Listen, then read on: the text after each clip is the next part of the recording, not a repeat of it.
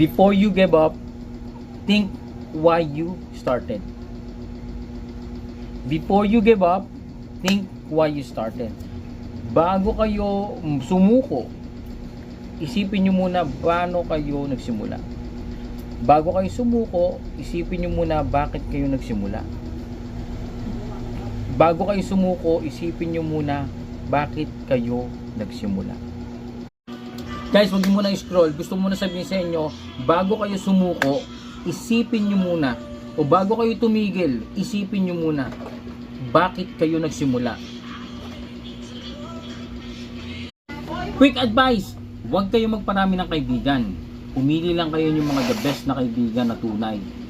Dahil ang kaibigan hindi yan sa quantity, ang kaibigan ay sa quality. Okay? Malinis ang ano pag mo ah.